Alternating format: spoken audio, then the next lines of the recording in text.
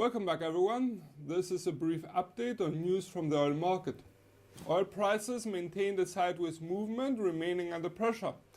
It was indicative that oil prices didn't rise despite the EIA crude oil inventories showing a surprise minus 3.9 million barrels drawdown yesterday. In the previous days, Iraq made new announcements on its plan to expand its oil production and sector.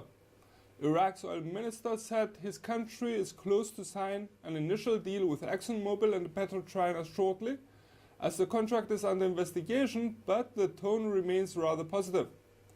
From our previous research on Iraq, we had confirmed they had set plans for 2019 to increase their oil production and capacity. On the other hand, Saudi Arabia is likely to maintain its current cautious stance of oil production in the next months.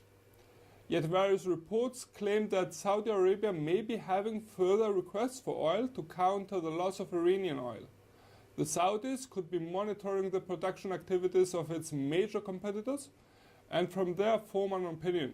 Especially the Saudis are expected to monitor US production levels, and should they rise substantially, we could see a corresponding cut by the Saudis in order to balance the market. Furthermore, the US oil production has been increased recently, but mostly because of seasonal trends, and are expected to drop gradually over the next few months. Yet many oil followers are now concerned with how will China keep its supply levels intact after the heavy measures the US has taken against Iran, which was its main supplier until now. Yet the most hectic situation for the Chinese is that suppliers ready to sell may now charge more, as the relationship the Chinese had so far with Iran and Venezuela may no longer be the case.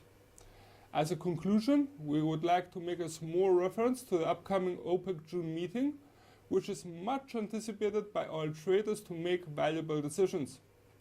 The meeting comes during concerns of a tightening oil supply by the OPEC Plus group, the US sanctions on Iran and Venezuela, which have provided the most volatility in 2019 for oil prices. We do not believe oil price volatility will remain low-key as we approach the meeting. For more information and trading ideas, you can visit our webpage, follow us on Twitter, like us on Facebook, or subscribe to our YouTube channel.